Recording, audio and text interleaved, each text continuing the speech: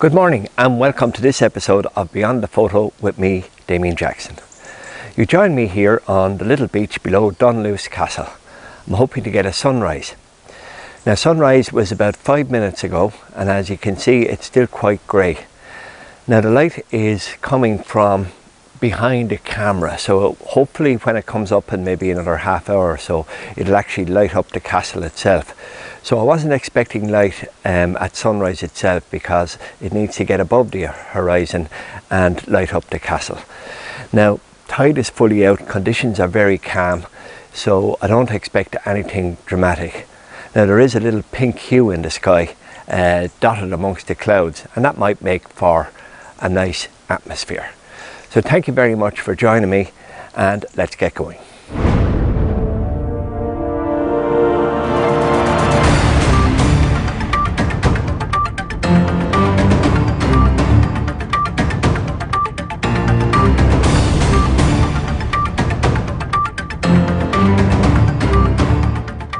Dunluce Castle was built as early as the 13th century by Richard Og de Burgh, 2nd Earl of Ulster, and its first documented owners are the McQuillans in 1513. It's located between Port Ballantrae and Portrush and has steep drops to the sea on three sides, similar to a promontory fort. The McQuillans were lords of the Root, or as Gaeilge an Ruta, a county of the Earldom of Ulster, which stretched from the glens of Antrim to Inishowen. The McQuillans were displaced in the mid to late 16th century after losing some major battles with the MacDonalds. And the castle then became chief home of the Clan MacDonald. In 1584, on the death of James MacDonald, who was the sixth chief of the clan, Sorley Boy MacDonald, one of his younger brothers, took the castle, keeping it for himself and improving it in the Scottish style. Sorley Boy swore allegiance to Queen Elizabeth I, and his son Randall was made 1st Earl of Antrim by King James I. Dunluce Castle served as the seat of the Earl of Antrim until the impoverishment of the MacDonalds in 1690, following the Battle of the Boyne. Since that time, the castle has deteriorated and parts were scavenged to serve as materials for nearby buildings. So for my first composition, I'm just on the edge of some rocks and looking into the shallow waters below, and then I have some more rocks in front of me until the castle comes up. And then, as you can see, just to the right of the castle, there's a lovely pink hue starting to appear in the sky, and I'm hoping that that will raise up and go a little bit more behind the castle as the morning pushes on just a little bit. So it's a fabulously peaceful morning here. There's not a puff of wind, probably too peaceful for any sort of dramatic photography, but better than the rain anyway.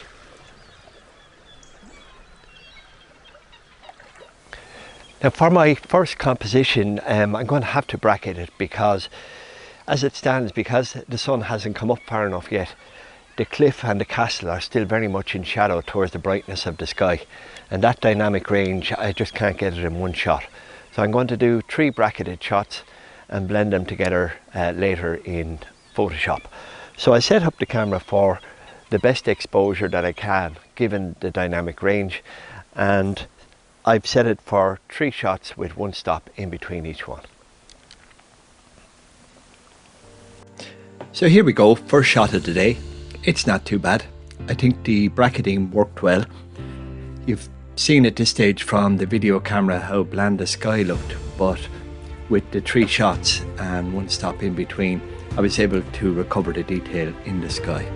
Now it does lack a bit of impact, I suppose, in the sea and that, but yeah, it's okay for a start. While I still have no light, at least the water is starting to swoosh in a little bit around the rocks. Perhaps the tide is turning or whatever, and that is creating a nice little foreground for me. The lovely black rocks, they're now wet because the little waves are sweeping in over them, so there's a lovely sheen off of those. So hopefully, while the light is not perfect, I might get some image. I'd be hopeful from an image from this composition here. Now, at the moment, I'm shooting at f/16 at 1.3 of a second. I have a polarizer on. I don't have an ND filter, but I did put on a little graduated filter just to hold back the sky a little bit while I'm taking these single shots without the bracket.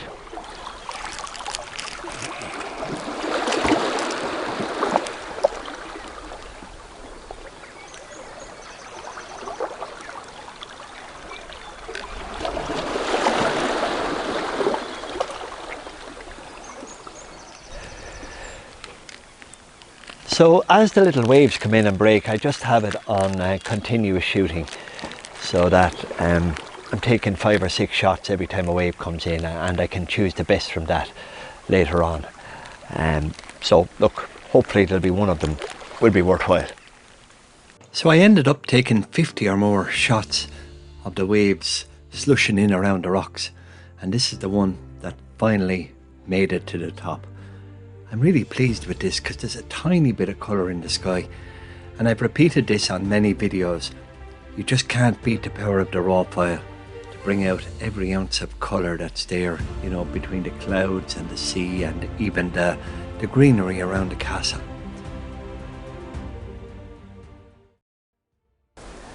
So it's about half an hour later and I've come up to the cliffside overlooking the castle itself.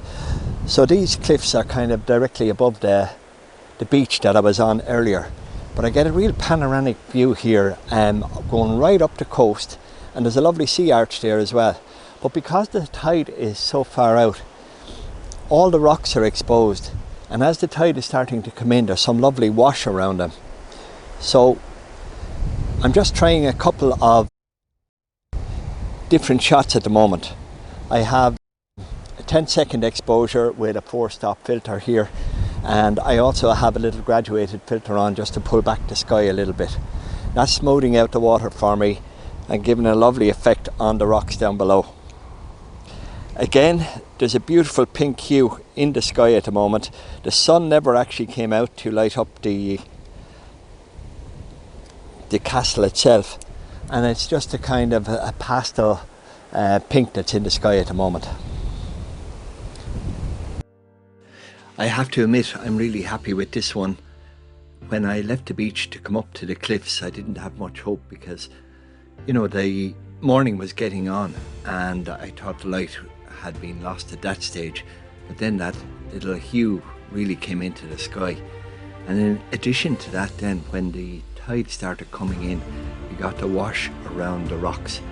So I think the long exposure with the wash and the white little waves, etc., really worked well. So yeah, happy with this one.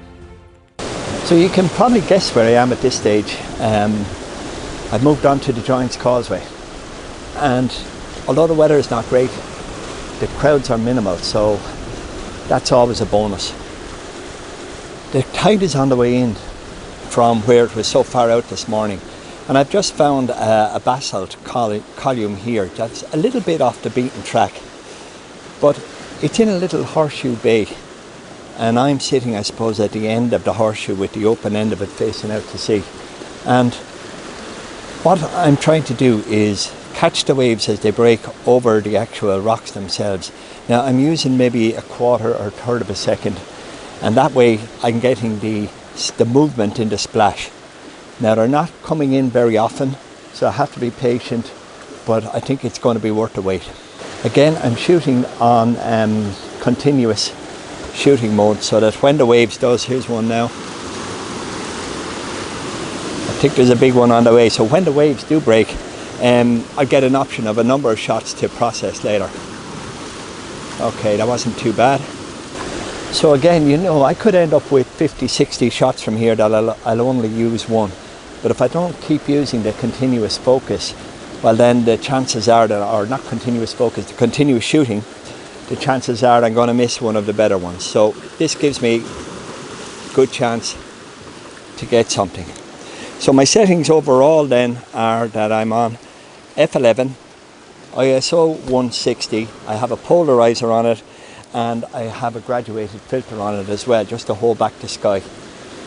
because this whole area is in shadow itself, and of course a lot of the basalt rocks themselves are black, so they are quite dark. So here it is, possibly my best image of the Giant's Causeway. Having said that, I've only been there twice, and the last time there was thousands of people there. I do like the texture on the hexagonal basalt, particularly in front of the little horseshoe, and then moving out to the right for that little mound, I suppose, for want of a better word. And there's a tiny bit of colour in the sky, which I enhanced a little in Colour Effects Pro as well, and I think that just helps. So at this stage I've changed my composition, and I've just come across to another little inlet, and I suppose what you might call the main element of the causeway is in the background of the photograph. And then you've got lots of these, I suppose they're like egg-shaped rocks within the water itself. And just below me for my composition I have the basalt-shaped rocks, and the water again is hitting it, and I'm trying 5th of a second, 6th of a second, etc. Now the sea has got a lot rougher, which is a help, and even if I slow it down to 1 or 2 seconds, I'm getting the kind of foam within the water, so that's a good start. I'll give you a look now at my composition. You can see the sea has gone pretty rough since I was at Dunluce, and I have these basalt rocks right down here in front of me, and I'm using those as the foreground.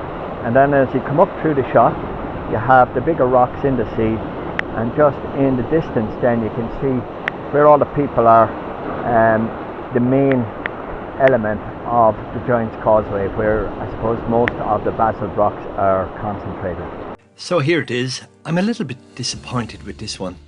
I like the hexagonal shapes of the rocks in the foreground, but I would have loved to see a nice splash up on top of them.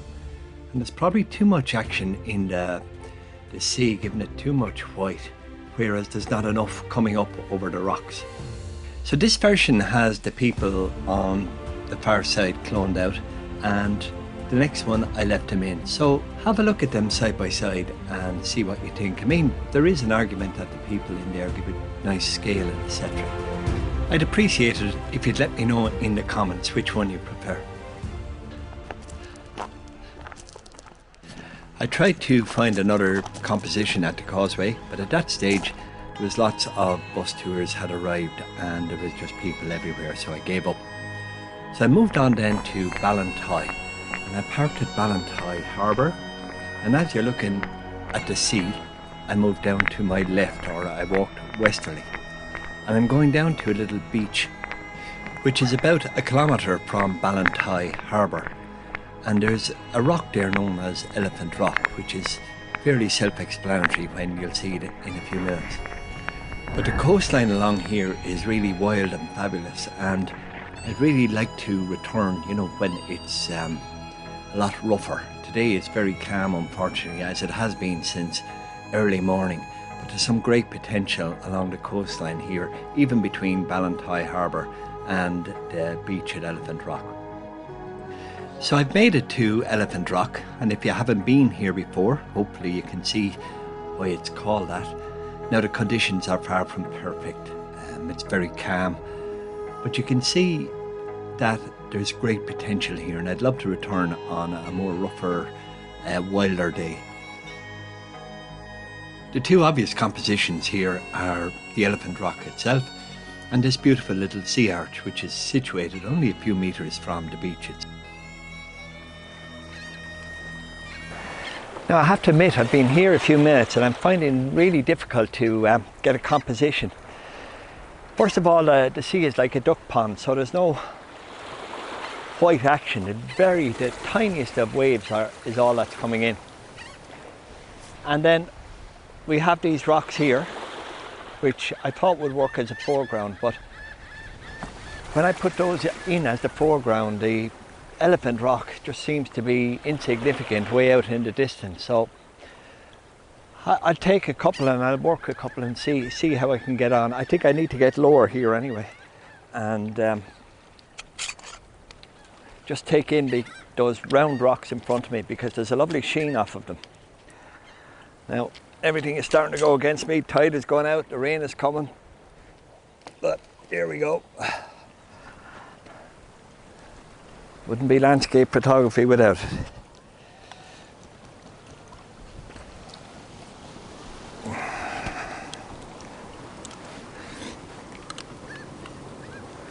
Okay, that works a little bit better now that I'm lower.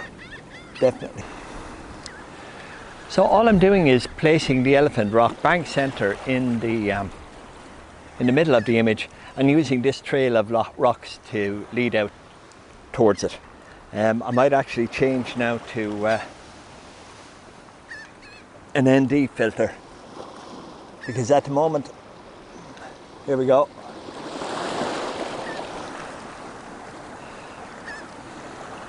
What I'm trying to do, even though they're tiny, is I'm trying to get this sweep back. So I'm using a 2-second exposure to try and catch whatever white that's in it. And thankfully now, we've just got this little bit more than we had for the last few minutes. And that helps, that's a big help. So here it is, the end result. Now, you've heard me in previous videos promote the power of the raw file, and in this instance, you know, I pulled the maximum out of it. I didn't replace the sky, I didn't do anything to the image except maximize the use of the colors that were in there from the raw file itself. And you know, I pushed this one to the limit really, because there wasn't really a shot there, and some of you will say, well, there's still not a shot there, but you know what, I don't think it's too bad considering the conditions.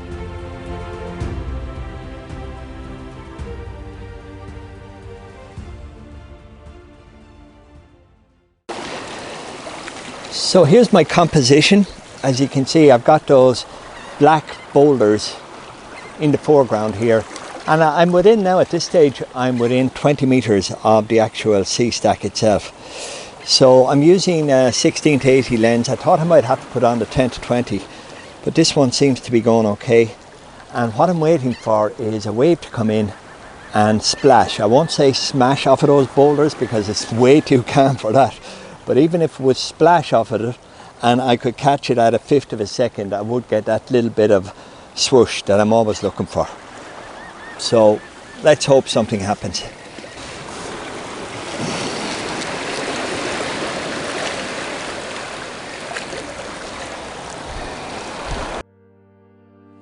So here's the image from that exact location. Happy enough with this one. I won't bore you with going on about the power of the raw file again, but you can see how it brought out the sky and the rocks and you know, even the white foam in the sea itself.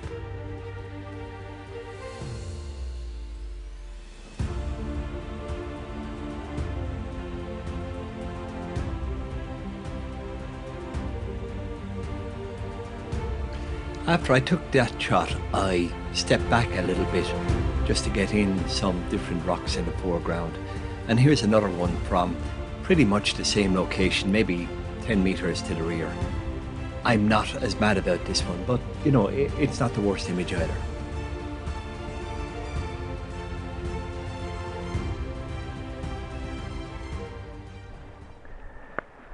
So you join me now at my last location for the day. It's Kilbane Castle on Kilbane Head, and again it's only a few miles away from Elephant Rock at Ballantyre.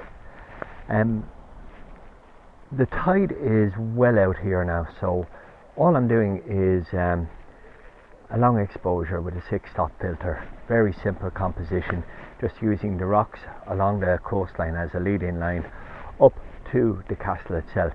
Now it is getting late in the evening, so there's great detail in the sky. Not a whole lot of colour, but there's a lot of detail there. So my settings at the moment are f13, ISO 160 and a shutter speed of 13 seconds because I have a 6-stop filter on. There's not much action happening in the water, so I've just decided to just smooth it out overall. So I was a bit undecided as to whether to show this one or not. But I just thought I'd show the location because I think there is potential if you had a better tide and if the sea was a bit rough. What I would warn you against is that there must be nearly 200 steep steps coming down to this from the car park.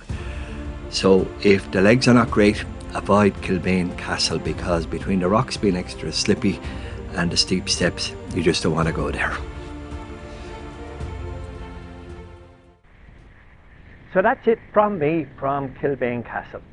I hope you enjoy these videos from North Antrim, and I hope to get back here shortly when the weather is a little bit more, let's call it a little bit rougher, so that there'll be some action in the waves and the sky, etc. So thank you very much for watching. If you enjoyed the video, please give a like, thumbs up or a comment, and think about subscribing. It doesn't cost anything and you'll be notified of my next video. So thank you very much for watching, and until next time, stay safe and bye for now.